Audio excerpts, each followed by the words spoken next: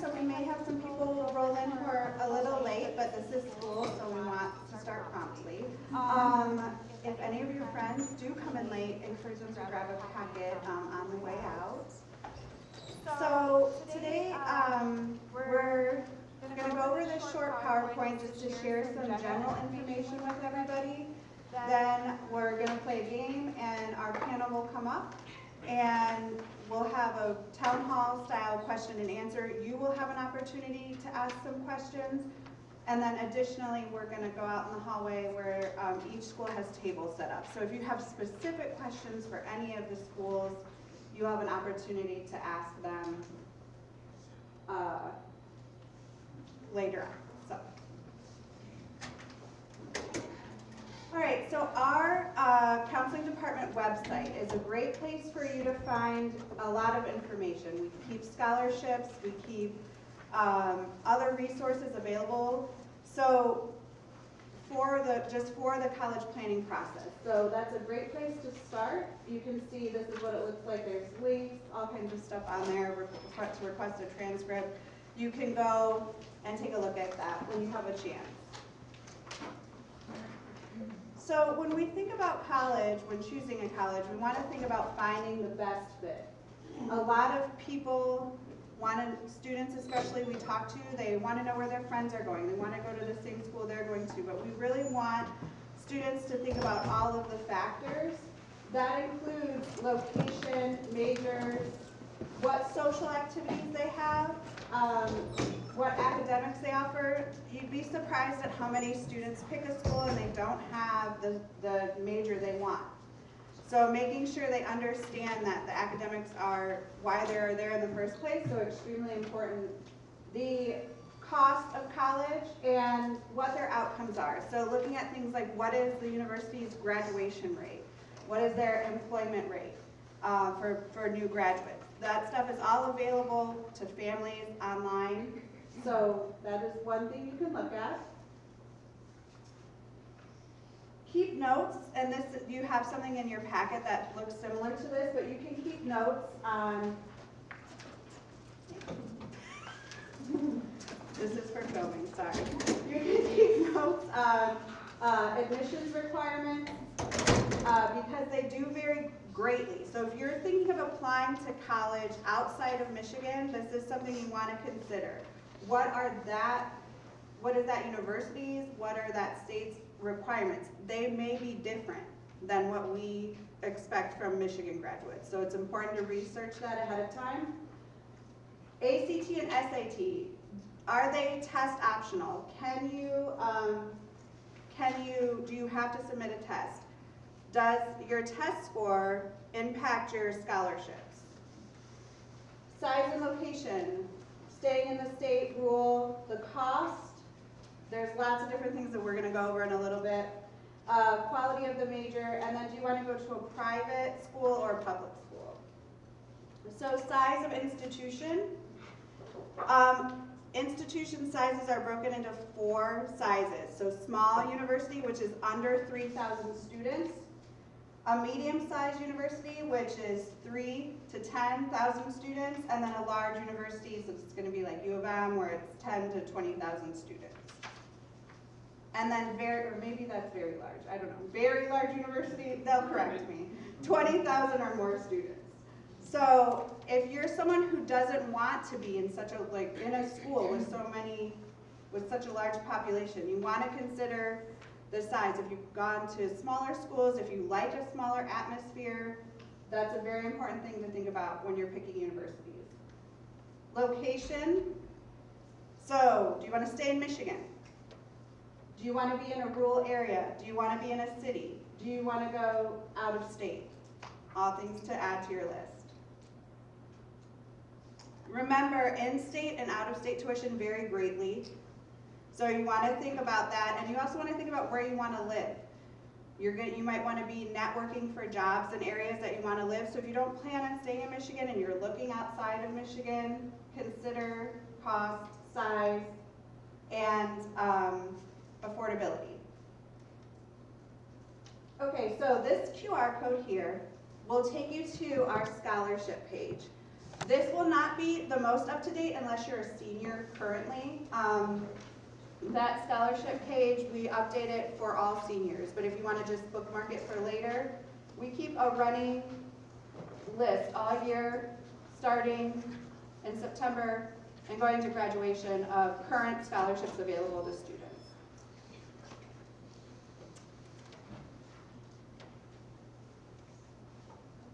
So we want you to think about comparing and contrasting colleges based on annual tuition, available scholarships. Do they offer merit scholarships which are awarded for GPA?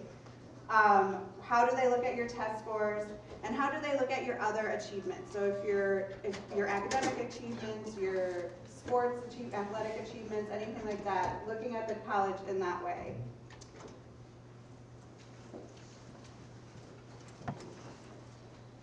And then program quality. So is the program you're applying for accredited by the relevant professional organization? So what that means is if you're going to college, say for engineering or nursing or anything like along those lines, you want to make sure it's accredited by the organization. There are schools that have programs that are not accredited. So it's very important that you are looking at that, because you could leave your school and have a degree that maybe isn't the most useful to you. So, is the school accredited? Does it have a good reputation within what you want to study? So some schools may not have a great reputation in nursing, but they have a great reputation in education. So what does that look like? Compare the programs. And then consider the institution's resources like labs, technology, and anything else that they could offer that will enrich your education. And then again, I said this earlier, but it is really important to look at career outcomes. So are they producing students, graduates that are able to go out and get a job in their field of interest?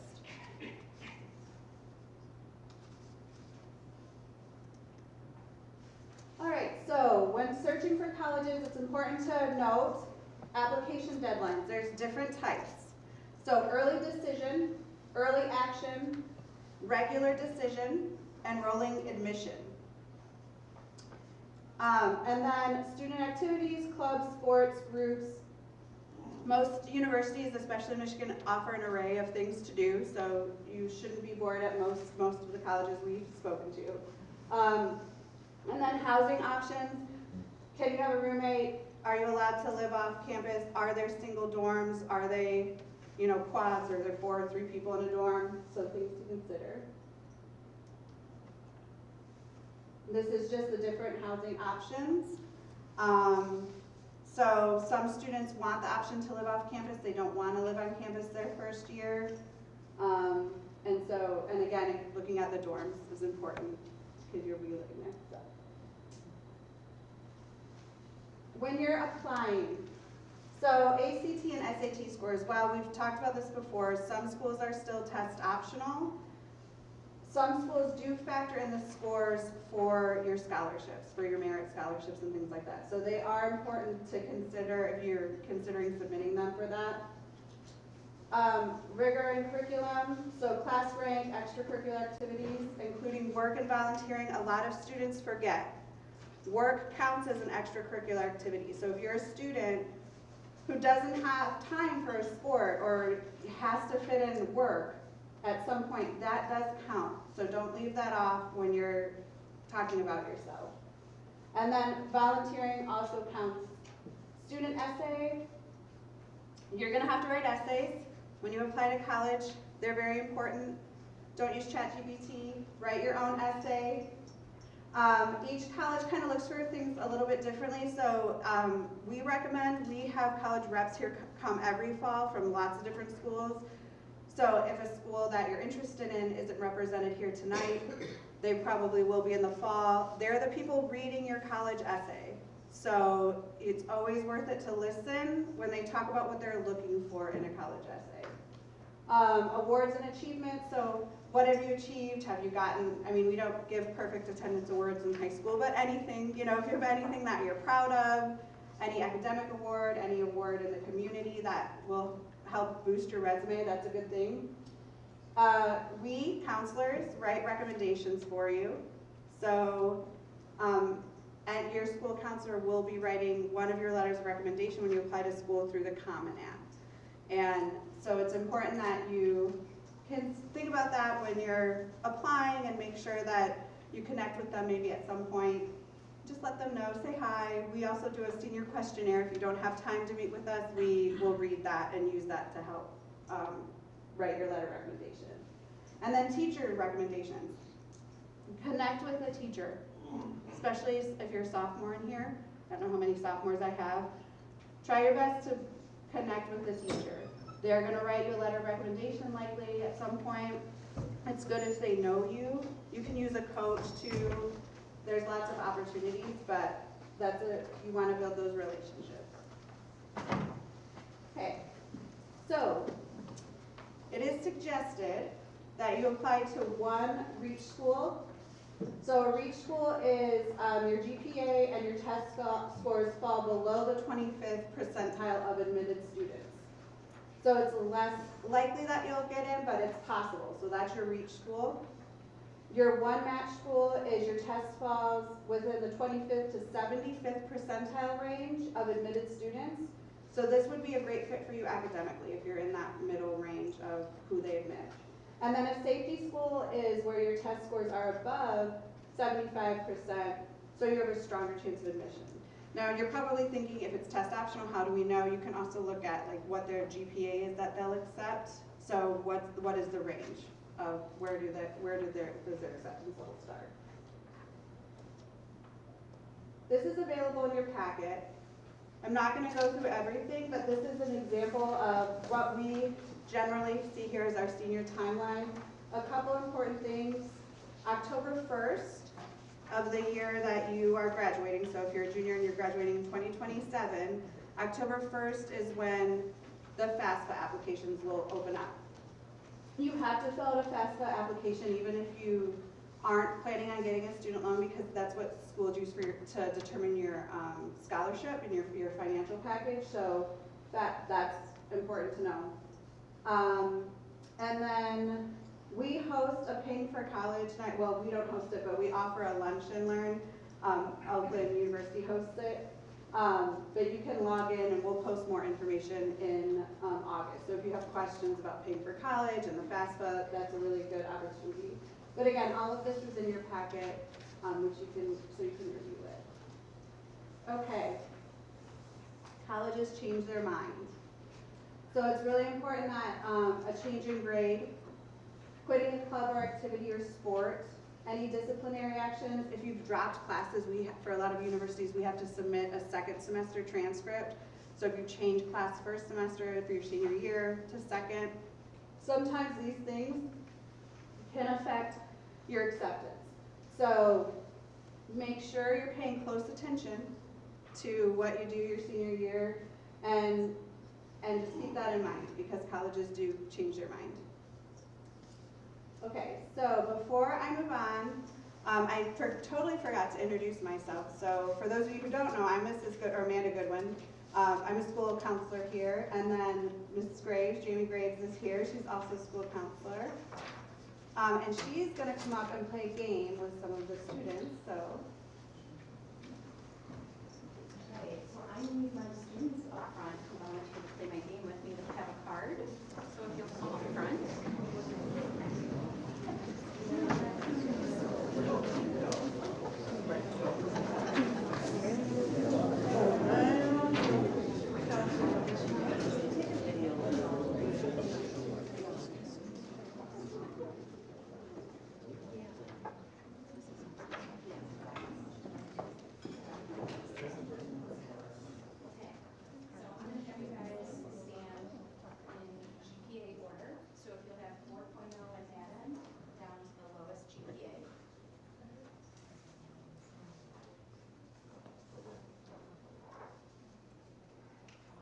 I know this doesn't like broadcast out to you guys, it's more for the video, but this will help them hear me. And help you hear me if you watch this in the future.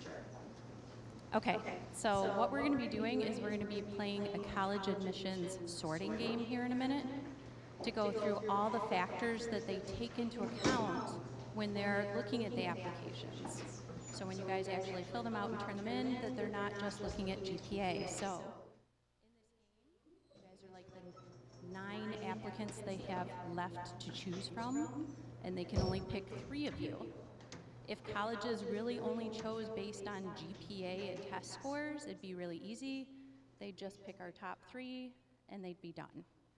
But it's really not that easy. So that's why we're gonna go through the game and I'll show you kind of some of the things they consider. Before we do that, we have a packet that we gave you guys. I was gonna go through that really quick before I have you guys play. So you guys know we gave you a lot of great information in this packet. When you get a chance, you don't have to do it right now. But there's a lot of planning and worksheets in here that'll help you through campus visits, what you should be looking for when you visit a campus, scholarship worksheet, determining your college fit, taking a look at that. It has financial aid checklist. It has what to do in each year, in your 11th grade year, your 12th grade year. So there's a lot of really good information in this packet that we pulled from websites that are very good websites. A lot of what you guys will be using, like College Board. Have you guys heard of College Board? Yeah? So like Big Future is a big one that they can use to do college searches and everything. A lot of this information comes from there. So when you get a chance, I highly suggest looking through everything that we gave you because it can help through that college search process. We also have a lot of information online on our website. If you get a chance, look at the counseling website because there is so much information connected on there. It will take a really long time to get through it all. We have information. The library has information on their webpage. So there's a ton out there at your fingertips. You just gotta look through our pages and it's all right there. It'll talk about like when you guys do your transcripts. We can do transcripts through Common App, but if you're applying directly or at the end of the year, you're gonna use Parchment, and it'll talk about that and explain how to use Parchment. So it's just some good things to know in the future, but we also, just so you know, we do meet with the students in junior year and in senior year, and we meet with them multiple times to go through the whole process.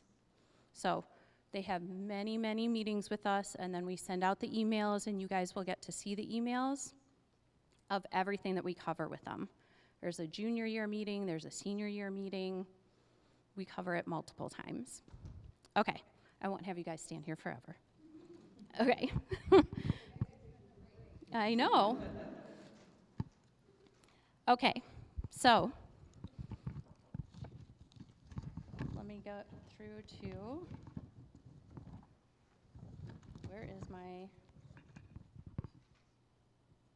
there's my discussion tips, but where is my actual game? That's really good discussion tips, but it doesn't give me my game. Okay, I don't have my actual back and forth. I have my discussion tips. That is really good. Yes, do you want me to go grab it?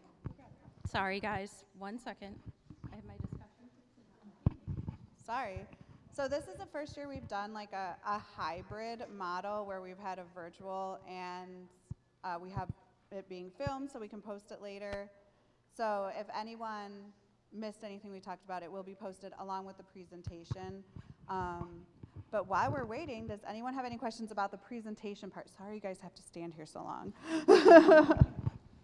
No? Okay. So check out those packets. They're great for, especially when you tour colleges. There's a whole table in there for that. So, yeah. There's been several times that both of the counselors have mentioned Common App. Mm-hmm.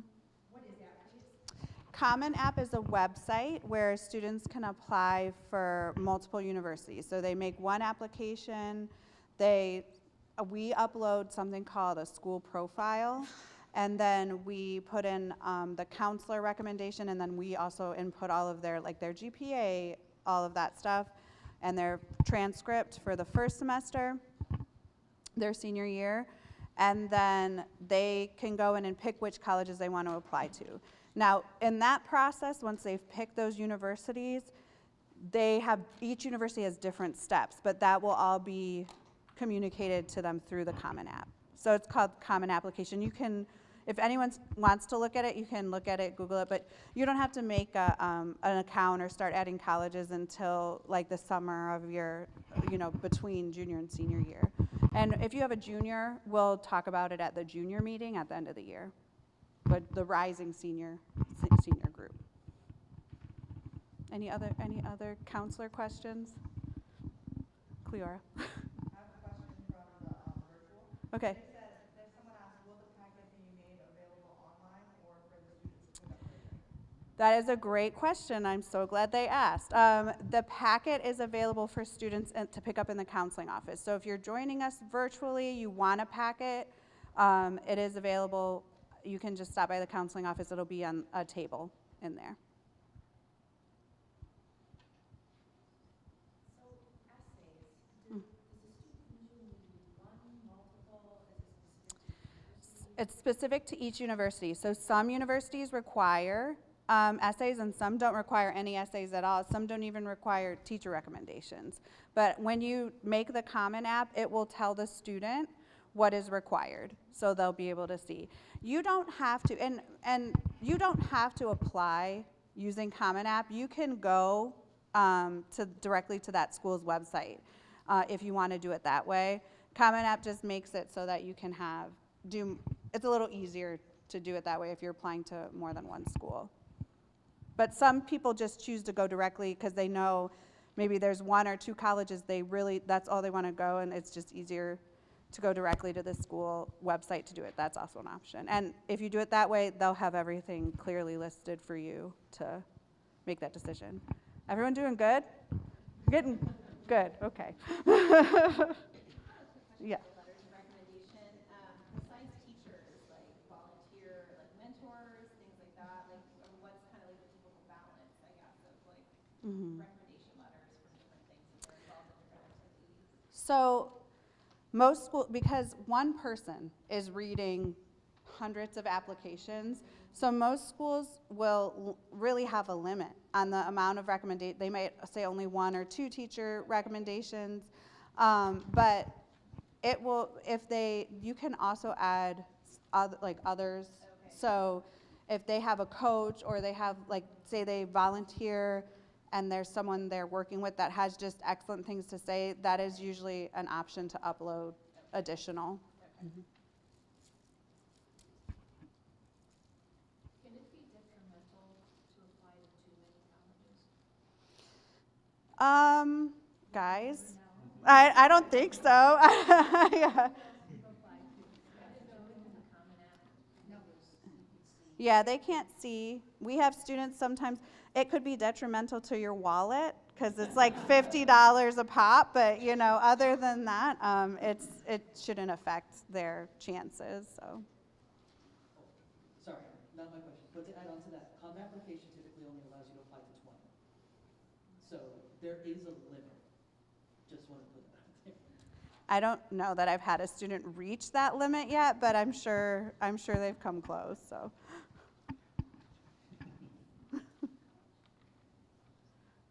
Anybody else? Okay. Sorry. Okay, so that's a great question. So there is a difference between early action and early decision. I don't want to get them confused. Early action is when they're committing, anyone jump in if I'm saying this wrong, committing to the school. No, that's early decision. Early decision is when they're committing to the school. So that means if they get in, that's it. Like, it doesn't matter what any other school says, they're committing to that school. So say I apply to Lawrence Tech, and I apply to U of M, and I apply to MSU, but I only say, yeah, they're right here, in my line of vision.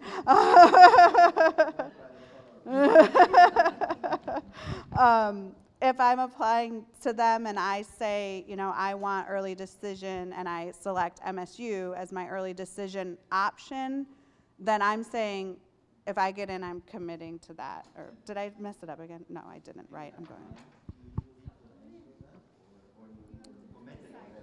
You have to decide early, so. It's a contract. So let's say you got your package from Michigan, but you haven't gotten it from Lawrence Tech, you know, it doesn't matter, you have a date, you've made that Michigan is saying you have to make this decision. And in that package, there is what kind of information that you're accepted, or is it like scholarship in it, or no? Scholarships come later. Yeah, later. Yeah. So we have some people join us. So if anyone has some gaps in their row, if they want to just scoot in a little bit so people can sit down, and then we are ready now to start the game. Thank you all for being good sports. Thank you people online for listening. Students, again, excellent work. Excellent. Yes, as we help people get around too. So sorry. I'm like, I have my discussion tips, but they don't tell you where to go. Okay, so if you have taken as many challenging classes as your high school offers, move up 2 spaces towards me. Okay, if you play the oboe and you're good at it, move up 1 space. Okay, so with these, a more rigorous high school curriculum better prepares students for the college classroom, so that would be why they moved up a space.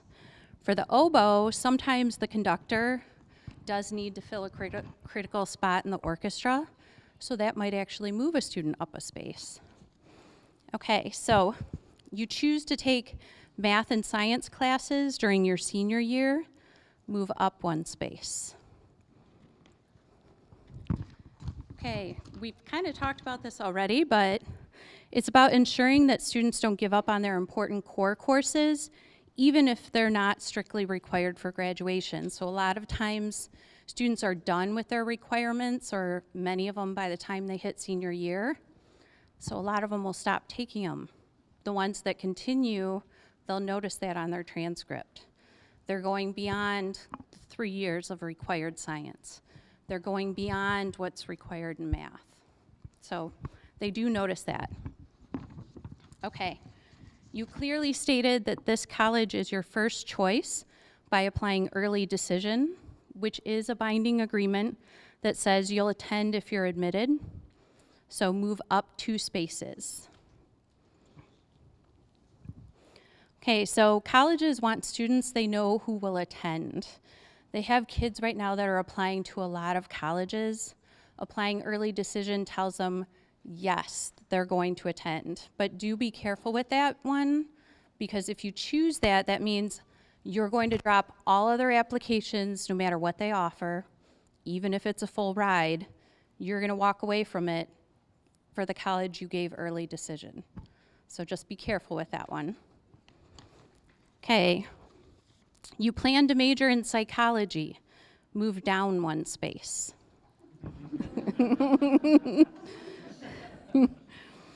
Okay, so in some schools, the most popular majors, like psychology, pre-med, have too many students.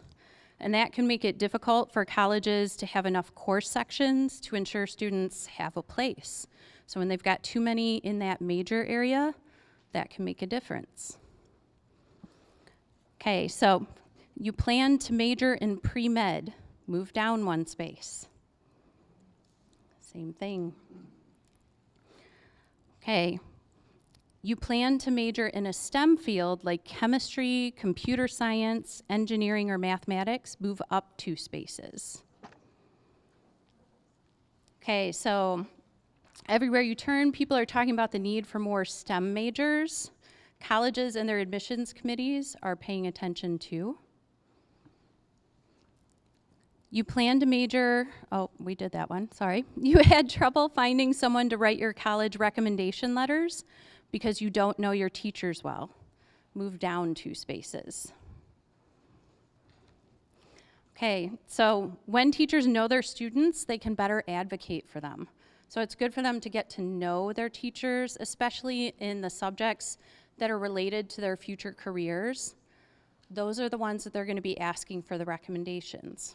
So if they're heading towards a STEM career, they're probably going to be asking their math or science teacher, or even both, for a recommendation. If they're going towards something that might have more language arts, then they would ask that teacher. So it's get to know your teachers, because they need to know you in order to better write that letter. The senior questionnaire that Mrs. Goodwin also mentioned helps with that piece, because you can't talk about everything at school. I know that. There's not enough time, but your senior questionnaire gives background information to both your counselor and your teachers that can help in writing those recommendations.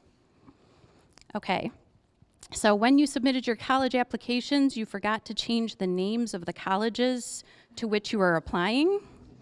Move down 4 spaces. That one's kind of an obvious one. Okay. Your brother is a sophomore at this college, move up 2 spaces.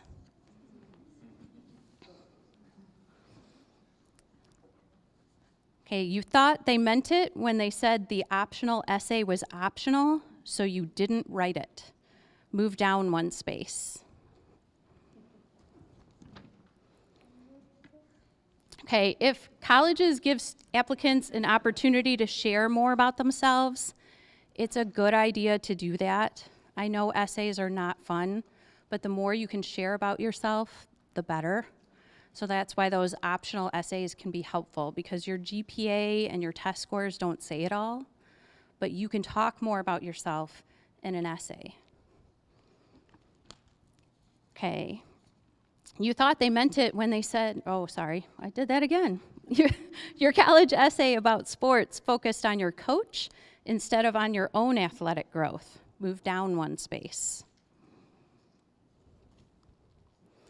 Okay, so students should focus on something they did, learned, or discovered about themselves rather than about another person, because that essay is all about you and what you learned about yourself over time.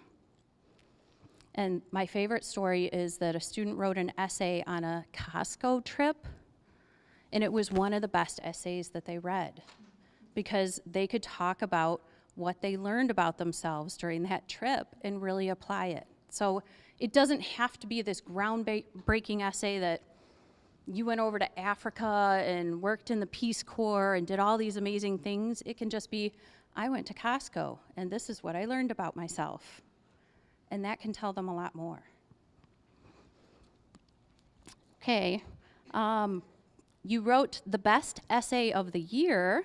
It was passed around the admission office because it was so good. Move up 3 spaces. Okay, you plagiarized your AP US history paper and got caught. Move all the way to the end of the line and stay there for the remainder of the game.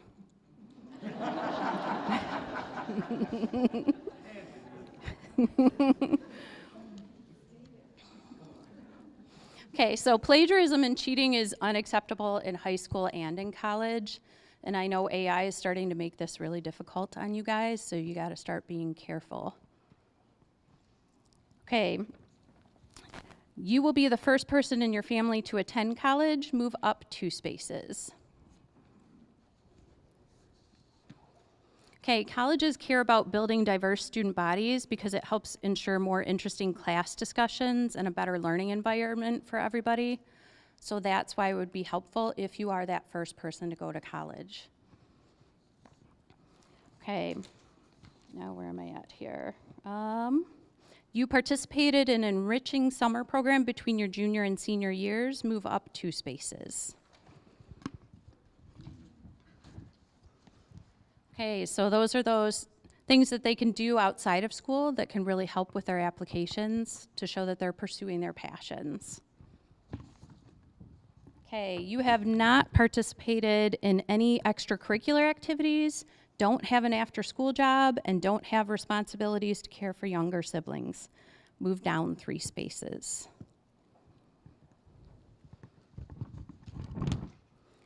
Okay, your after-school activities include 4-H leadership and caring for younger siblings. Move up 1 space.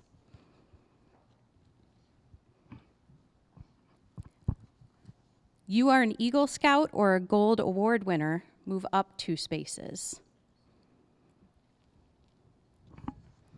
Okay, students who have earned major awards and have shown that they can persist and accomplish their goals, sometimes that can be as simple as being in band all 4 years and persisting through it. Anything that you can show that consistency and persistence is why that'll help you move up. Okay, number 18. I finished through that one. We're almost done, I swear. Okay, you are a varsity athlete. Move up 2 spaces. If you are a varsity athlete who took 2nd at the regional competition in your sport, move up 1 more space. So you'd move up 3. Okay, and that's, which is that one? Here we go. Okay. Even for those who don't plan to play in college, athletic participation shows that level of commitment and perseverance. Again, they don't have to play at college. It's just showing that perseverance. Okay. You got a D in an academic course at the end of your junior year. Move down 3 spaces. Okay, colleges prefer to see students that improve over time rather than decline. But it doesn't have to be a deal breaker. So if they do get a bad grade, and it happens like in junior year and senior year, you can send in an explanation with it to say what was going on or what happened at that time that may have caused that grade to be lower. So if there's something that came up, more than just I didn't do my homework, more than that, you can send in an explanation with a grade. Okay. Next, you emailed the admissions representative to ask questions and tell them about your interest in their school. Move up 1 space. Okay, you are a legal resident of North Dakota. Move up 3 spaces.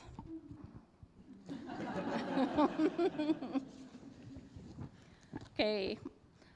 Emailing the admissions rep, they want to know that a student who applies is interested in their school. One of the ways that they determine that is by how many times you're in contact with them.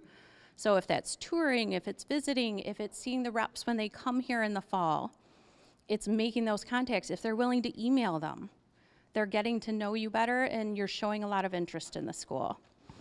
In regards to North Dakota, that's where North Dakota is one of the smallest states and sends very few students out of state to college. That's why that one helps. Okay, you never gave your counselor or teacher personal information to use when writing your college recommendation letter. Move down 1 space. So again, those recommendation letters matter.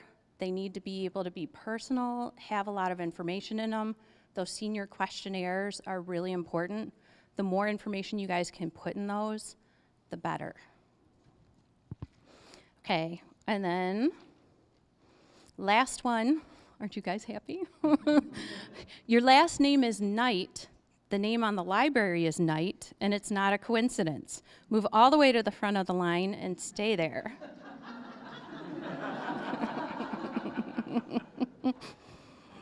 Okay, so That's yes as in Phil Knight. Some people give a lot of money to colleges to help them improve academic programs, build new buildings, or simply to pay for the cost of running the school. Donations do matter, and fair or not, sometimes they help. So that's why that one becomes important. All right, so if you'll take a look at their GPAs before they're done, if you guys will hold up your GPAs, you can see that at the front, it is not our top GPA at all. Our top 3 that are going to get in is a 3.2, a 3.6, and a 3.5. The 4.0 did not get in. So only the top 3 are getting in. The middle 3 are going to get waitlisted, and then the ones down there are going to get denied. So there's a lot more to college admissions than just looking at the numbers. So thank you for playing with me.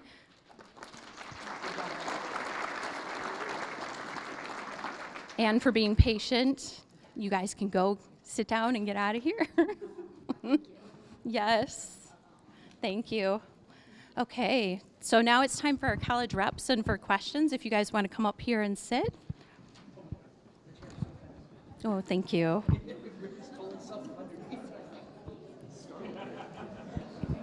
Oh, I was trying to hold the microphone.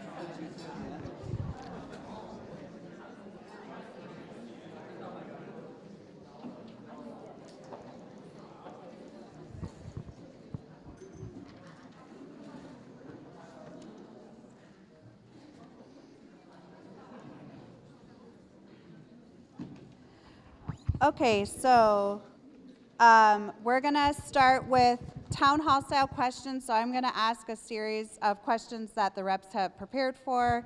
Then we're going to open it up to you all for some general questions. And again, any specific questions you can ask at the tables for the college rep. For those of you who are just coming in, this microphone is for TV audio purposes. So they're going to pass it around, but it's not going to help us in here. So project your voices. So if the college reps could just introduce themselves, what school you're with, that would be great. Pam, if you want to. Yeah. Oh, sorry. Sorry, I already forgot the rules. I'm going to move down the row here. I'm Pam Fatur. I'm a senior admissions counselor from Lawrence Tech University. Hi, everybody. My name is Andrew. I am an admissions counselor here at the University of Michigan, Ann Arbor. Hi, everyone. My name is Zach. I am a senior admissions counselor at Michigan State University. My name is Nicholas Bennett. I am an admissions counselor at Western Michigan University. I'm also a graduate of Western, so I'm an alum, proud Bronco. I'm Ernesto Duran. I'm an admissions advisor at Oakland University. I'll one-up you. I'm a first-generation graduate of Oakland University. My name is Kelly Thalman, and I am the OCC admissions coordinator. I am based out of the Auburn Hills campus, and I am an OCC alumni and a very proud OU alumni. Oh, and a CHS parent. Oh, yeah, that's right. I forgot about her. I forgot about my kids. So we're going to actually start with a panel of questions for the entire panel. Could you share any trends you're noticing in admissions at this time? So right now at OCC specifically, we are seeing a huge uptick in dual enrollment. So a lot of sophomores and juniors coming for dual enrollment, huge numbers. And a lot of, I just want to note that Clarkston is our top school right now that attends OCC, and the free community college guarantee is really helping with that. Yeah, I'd say Quinn go off of that. With community college being free, it definitely is very exciting, and I'd love that more students have access to it. So it's really just kind of looking past the numbers and seeing, finding that fit. It's not like they were saying, not just about the numbers. It's about the campus culture. It's about the programs and what they're looking for in a college. I think going more in a general aspect of it, authenticity. I think that's both true for students and universities. Students are looking for people that are authentic, and universities are looking for that in students as well. So just overall, that authenticity. On a different note, one thing I think we've started to notice a little bit in the last couple of years is something I'd refer to as commitment hedging, which is essentially where students might commit to multiple institutions, even past the deadlines, because they haven't really quite figured it out yet, right? They're still going even to into the summer after they've graduated from high school, and they still haven't fully made up their mind, and they're kind of picking thereafter. And obviously that can be a bit of a nightmare for universities to deal with. I don't really know what to make of it personally myself, but it is a trend that we've started to notice the last couple of years. Sort of leaning on to what you were saying, among competitive applicants, what we were seeing is that students that weren't commitment hedging were really dedicating themselves to planning not only for their college time, but their future. And your counselors talked about it, but we also saw competitive applicants ending off their senior year strong. Commitment hedging is definitely one I would say for sure. And that just means you're not quite sure. You know, you're wanting to see all of your offers, you're wanting to see what kind of scholarships you get everyone, but you don't want to lose that spot. So we do encourage you to try not to do that. You should do all that research and then try to get when you're ready to commit to a school, that's the school you want to go to. The other thing is I have noticed that there are more students that are involved in, they are doing a variety of schools.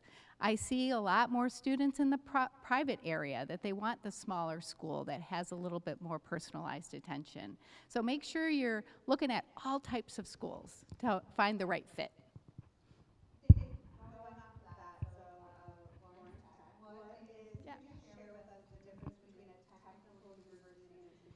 Yeah, that's always I always get that question, but it's really tough because there's not a ton of difference between a regular university and a technical university. You will find that a lot of technological universities they get you in your major right away, but everyone else is going to say that too. So it's a little bit more focused. There's no liberal arts programs in most of the technological schools. So you can think of Michigan Tech, RIT, MIT. Those are all technological universities. So there's quite a variety. But I would just say you're not going to find as much liberal arts in a technological university.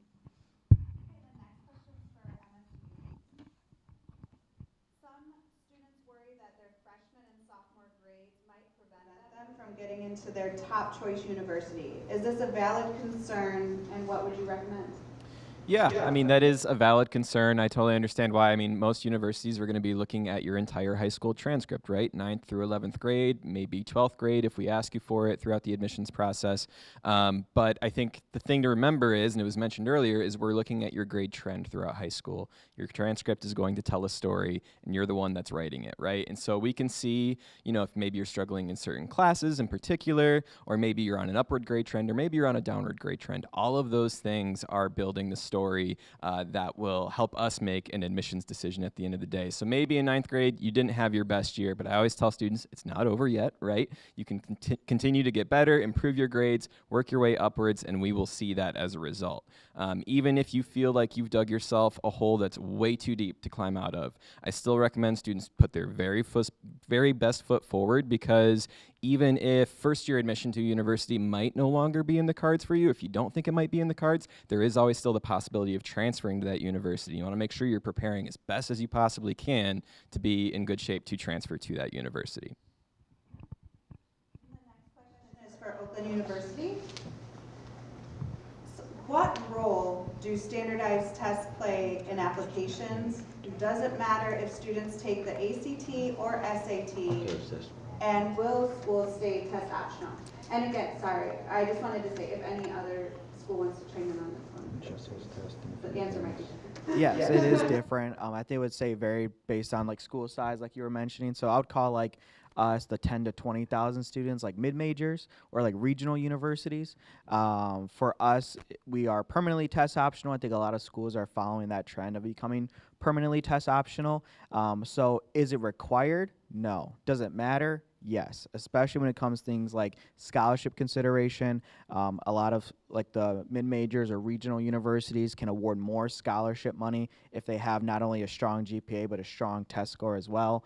It could help with things like course placement. So if you're trying to get out of taking the lowest level English or math class, having a good subject score on the SAT or ACT can get you out of taking that first level class. And then, yeah, just like, I know that's not part of the question, but same thing kind of goes with like AP IB classes. They can definitely, you know, you don't have to send your scores. You never have to send your scores unless they require you to. But speaking for OU, you know, it's only going to help you. A lot of schools are going to use it to your advantage because, believe it or not, schools do want to accept as many students as possible. We don't want to say, you know, no to a lot of students. We want as many students to have access, but at the same time, we want to make sure that you're prepared academically to handle that college workload. Does anyone else want to?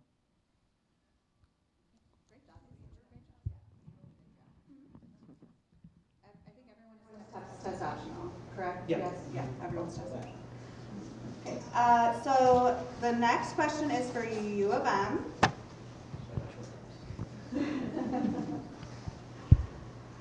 What impact does course selection have on GPA? So for example, IB, AP, dual enrollment, or standard college preparatory? It's an excellent question. It has none. We consider everybody on an unweighted 4.0 scale. And so after we do that, we then look at the curriculum that you're taking to see if it's rigorous. So basically, everybody's GPAs are going to be considered the same, and then curriculum will be considered uniquely from that. All right, and then we're going back to MSU. You know, I would like to comment. Yes, feel free. You're welcome. I we need to because we're very different. We're all very different Right. on that point. So, at Lawrence Tech, we do weight your AP classes. So that's important. And when we admit you, we're using a recalculated GPA. So we're only looking at your English, your math, your social sciences, and your natural sciences. If you have you know, ceramics or, you know, some of those classes, or even computer science, those aren't calculated into your recalculated GPA. And that's what we use. But again, those AP scores, if you got a B, we're going to give you credit for like an A. So we do weight that, and that does come into play when we admit you into your program. Yeah. So we're also different. So at Western, we take your weighted GPA, what you earned in high school. We don't do any recalculations. It's on a 4.0 scale. So if you have a 4.5, that's what you get. That's what you come to Western with, is that 4.5. That's what we recognize. So a little bit different there in that sense too, to where we just take that highest GPA that you have, either weighted or unweighted, but it's probably going to be the weighted side, right?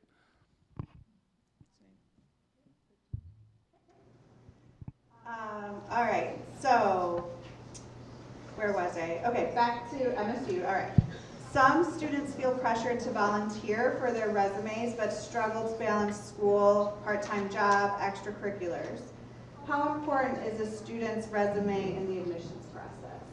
Yeah, so I think the importance of the resume in the admissions process is, of course, always going to vary based on the institution that you're applying to, right? The weight and the impact of those extracurriculars, and even based on the opportunities that you're looking for at that institution, right? For example, at Michigan State, the resume, it plays a small but still important part in the process overall. We're going to look at the extracurriculars you're involved in. We're looking at all of that. But say you want to not only be admitted to MSU, but you want to be admitted to the MSU Honors College. All MSU students are automatically considered for that. Now, if you want to be admitted to the Honors College, if you want to be invited to it, you really better make sure that you have your resume beefed up as much as you can, that you're really involved outside of the classroom, that sort of thing, right? So I think when you look at the more selective opportunities overall, those extracurriculars, in addition to the strong grades, in addition to the strong curriculum, has even more impact as you look across different institutions on that front. Okay, the next question is for OCC. What are the benefits of attending community college for students uncertain about college plans or affordability? So right now is really an unprecedented time to attend community college, as it's free for all graduating Michigan high school students. If you are unsure, or if you are dealing with some cost issues, you can get your first up to 3 years of a associate's degree or up to 3 years worth of college credits for free. If you are not sure what you're going to do, I would recommend starting with that Associates in Arts, because that is something that qualifies as the MTA, the Michigan Transfer Agreement.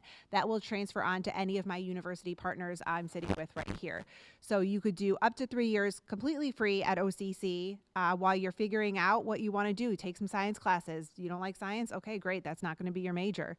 You know, take some art classes. You're not a fan of art? Great. Let's try math. You're doing all of that for free. You're not building up student loans, and then you find your passion, you find your pathway of what you want to do, and you're going to transfer on to my university friends over here. Okay, back to U of M. If applications indicate that letters of recommendation are optional and a student only sends what is required, does it negatively impact their chances for acceptance? It's an excellent question, and this is another one of those it just depends.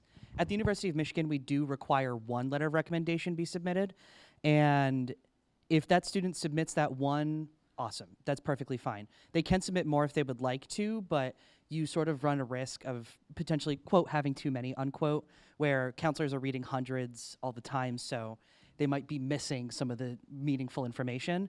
It can be more helpful for a student to have just one required letter of recommendation that speaks outstandingly of them, rather than 5 that just speak mildly neutral overall.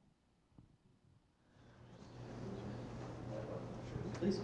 One thing I'll just add really quickly is that I found from both Michigan State University and also a handful of other institutions as well that we tend to be pretty deliberate with the language that we use in terms of what we're looking for an application process. And an example I'll give of that, I won't name the institution, it's not even in the state of Michigan, but they do not use SAT score. That does not mean they are test optional. That means they do not want you to send in your SAT score.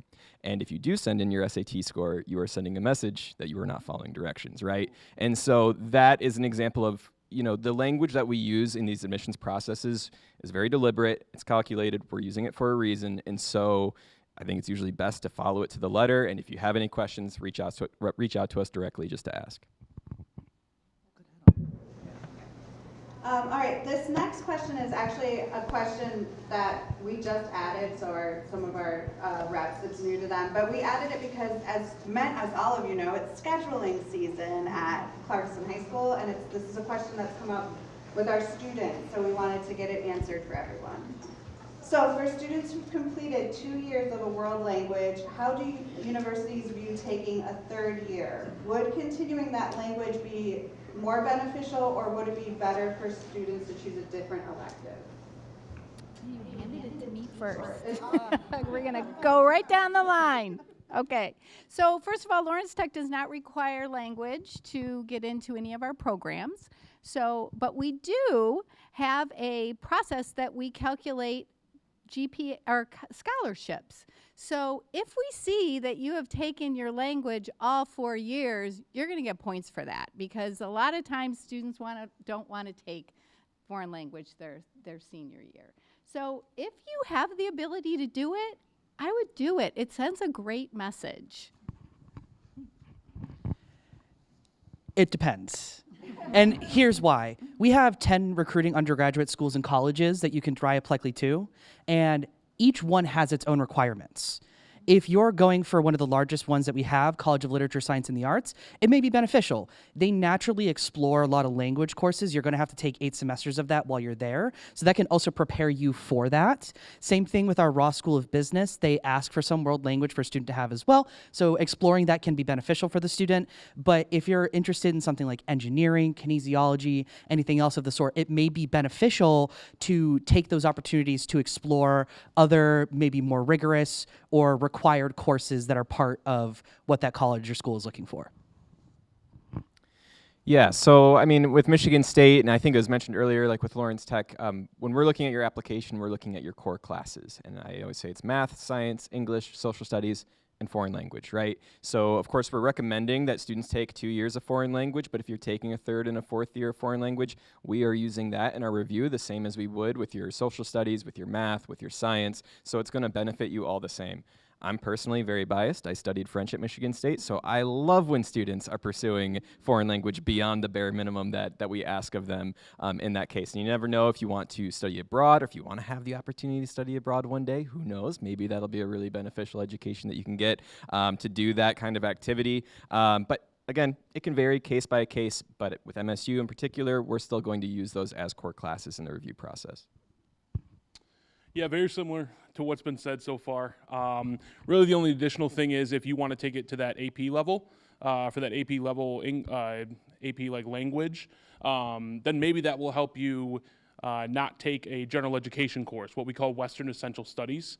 So maybe you won't have to have that requirement for the language for those essential studies, those general education. So if you want to take it up to that AP level, or if you want to do like, depend on your major, like international law or something like that, then it might be beneficial to continue that language.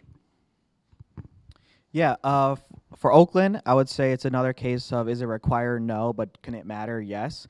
For students interested who are a part of OU's Honors College, there's a 2-year foreign language proficiency because no matter what career you go into, having a foreign language could be beneficial. Also, when you're applying to OU, you're just applying to the university, so for admissions purposes, it's not required. But for any students who major in our College of Arts and Sciences, which most of our majors are, you are required to take exploratory credits, which are at least 12 credits outside your major. So if you've taken, additional language classes in high school, that's something that you can just test out of when you come to OU. Same thing with the Honors College. You can always just test into or test out of taking that extra foreign language.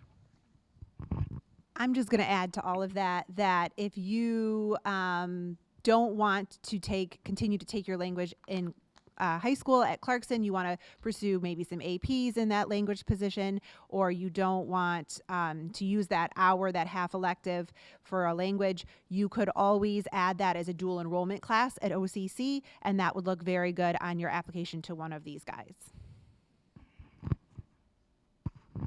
Okay, so panel, I'm gonna actually skip the last question. It's your least favorite anyway, so it's okay.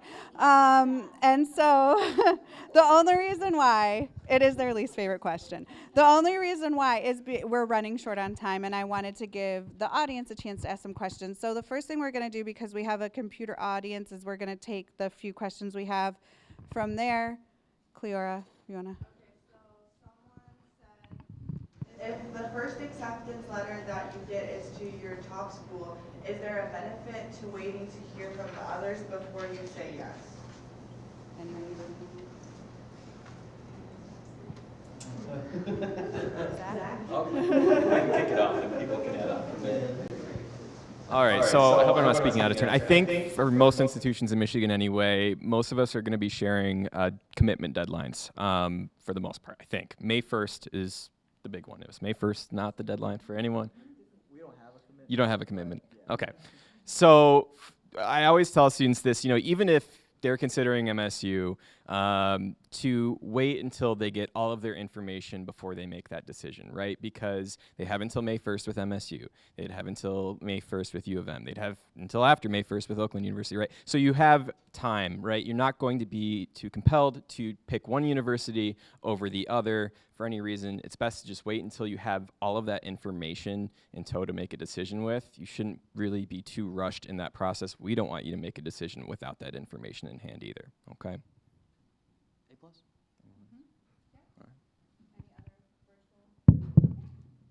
does anyone in the audience have any general questions before we let the reps go to their tables?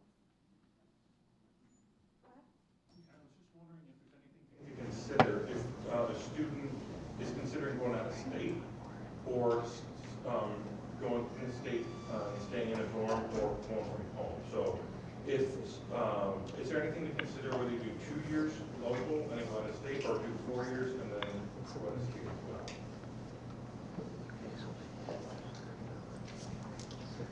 I think the big thing is just cost. Like, it ultimately comes down to cost. So if you're willing to spend that extra money to go out of state, sometimes it is a couple $1,000s more just to go out of state.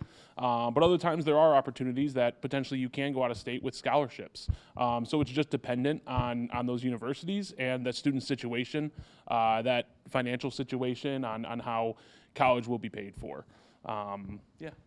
Oh, sorry, I didn't want to cut you off. Oh, were you going next? I'm sorry. We can pass it. I'll send it back.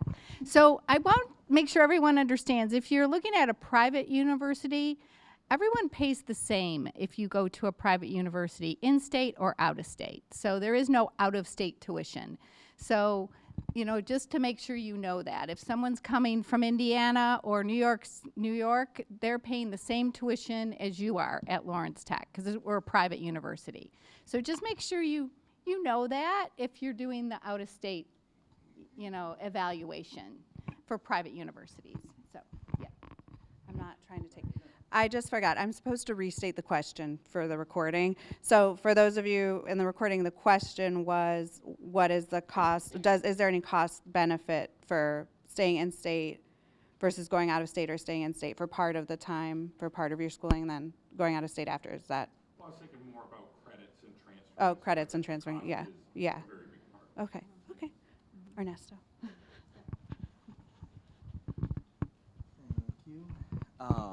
Kind of going off of your question, I feel like something that I run into a lot is students not knowing that if freshman scholarships are different than transfer scholarships, and freshman scholarships are far more greater than transfer scholarships. It's not just per year, but obviously over the course of 4 years, because usually freshman scholarships are renewable for 4, whereas transfer scholarships are only renewable for 2. So yes, it's great that community college is free, but I always say it's one thing to save money, but it's another thing to leave money on the table. And so if you are, yes, it could, you know, obviously it's hard to beat free, but again, if you're looking to get that living on campus experience, or you're looking to get out of state, or you're looking to major in something specific, it could be a matter of, yes, you know, if I start at this school, I always say, like, especially if you have a very high GPA, you're getting a lot of scholarships, but community college is free. Okay, well, yes, but at the same time, we're offering you almost half off tuition, you know, to say one of these guys, you know, so just taking into consideration of, you know, again, saving money versus leaving money on the table. We are very much friends. We are very much friends. But, yeah, and we don't have every program that OCC does. That's a big thing, I guess. So, yes, please go. And especially if you don't know what you want to major in, that could be a really big reason to, like she was saying, get the MTA. I work with a lot of students who know they want to do the MTA because they just want that ease of mind of, you know, I'm here and I'm getting these classes done and I'm figuring out what I want to do. They're not jumping into something they're not prepared for. I'm your friend. I promise I'm your friend. I'm your friend. So more on that, that community college. So we are the same. We do offer a more generous scholarship for freshmen. So I just encourage you to go through the process. Afterwards, you may say, you know what? I went through the process. I got into 3 schools, but I think I still am going to go to the community college first because I think it's going to help me in the long run.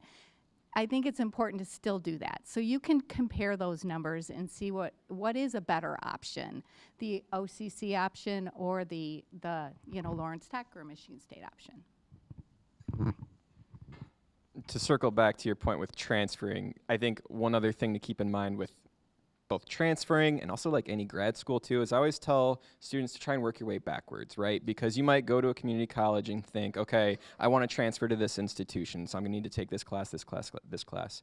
But it's also really good if you're doing that to reach out to the institution that you intend to arrive to and ask them questions. How do I do this? What do I need to know? What tools do you have to help me figure out a transfer pathway, right? I say the same thing with grad school too, because a common question I get is, I want to do this major at Michigan State. Is that going to work for this grad plan, right? And I always tell students, there's a lot of different graduate programs out there. Work your way backwards. Find which ones you would want to apply to. Look at what they ask you to do at the undergraduate level. We probably will have it, but it's better than me working you forwards. Work your way backwards. I think it's the same thing with transferring too. We're going to just take a couple more questions because of time. I want to give you guys a chance to talk to them outside. We have one more virtual question. Yeah, someone said, is there any difference in value between 4 years of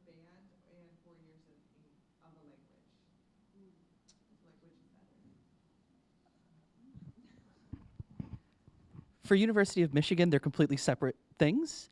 4 years of a language would fall under curriculum and the rigor of the curriculum, while 4 years of bands would fall into your extracurriculars. So I think you should do both if that's what you want to. But they're not exactly comparable, at least for U of M. And I don't know if anybody else. So one small point, I just happen to review music applications for Michigan State. So if you're interested in doing one of the music majors, I would review that application. There's an audition process for it. And they would be looking very closely at your music classes. So band and any other music related class you were taking like that. So if you knew you wanted to go to any institution for a music program, of course, like any band, anything related to music overall is going to be invaluable compared to even your core classes that you're taking. But if you have no intention of studying music in any way, then yeah, it would serve as an extracurricular potentially, but then those other core classes like foreign language would still be really important for your application as well.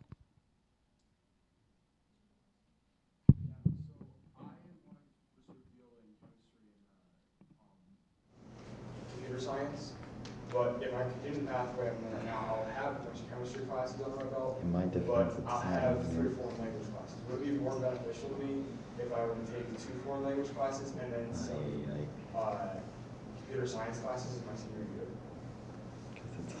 Is that for me or is that for Just in general.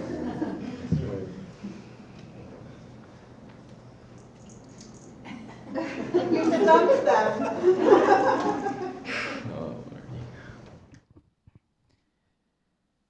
What I'll say is that basically, at least for University of Michigan, it's helpful to see if a student is participating in computer science, because computer science is an additional thing that you can apply for right off the bat, known as advanced selection. And interest in computer science is something that we're seeking.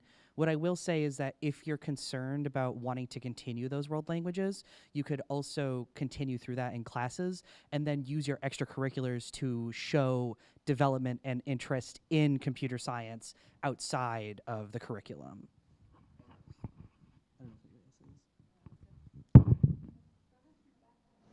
So is there an advantage or disadvantage to doing your undergrad in the same school as you want to do your graduate program in? So say we want to go to MSU for pre-med and also want to go to that grad school. Advantage or disadvantage? Neither. Yeah, so I think you could perceive an advantage in that you would be closer to those resources, you'd be able to ask, again, work your way backwards a little bit easier than if you had otherwise, but you're still going to have to do an application process, and you're not going to be advantaged by being an undergraduate student at the same institution, right? The most important thing at the end of the day is that you're pursuing the curriculum that's required for the graduate program, and that you're doing well in that curriculum, and that you're competitive, but you can pursue that at other institutions as well. That's not going to set you back in comparison. I don't know if anyone else has. So the other thing to think about is, by the way, we are all your friends. Make sure you talk to us. Make sure you talk to your admissions counselors. That is an excellent question for the admissions person that you're working with at the college. There are some schools that don't allow you to continue into the graduate programs. You have to go somewhere else, and it varies by institution. So make sure you talk to your admissions people if those are some of your goals. It's also something to consider is, like at Western, we have accelerated degree programs, which means that you get your master's degree in 5 years. So basically like a 4+1. So if there's an institution that has that program, definitely look into that institution if you want to continue your education after. And then also with Western, we have a medical school as well. And students have the advantage to apply to that medical school after their junior year, so they can see if they get into that medical school. That's an advantage that you get as a student at Western, where you may not be able to apply to other schools until you're in that senior year, that 4th year, and then you can see from there. So there's advantages to going to schools and wanting to continue that education. It really is dependent on those schools.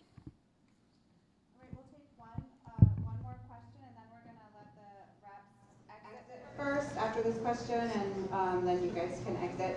But yes, go ahead. Sorry. I think this is an easy one. So, and I don't think Michigan and Michigan State were included, but I seem to remember all the rest of the schools in the state like formed some coalition or something a couple years ago, and like if you had like a 3.5 or a 3.7, like you were guaranteed acceptance. Am I thinking something right? Like what was the requirements for that?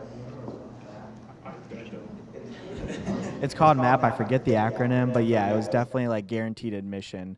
If you had that GPA, yeah. I don't think they're in this room, but I think there was one other school besides them two that weren't a part of it.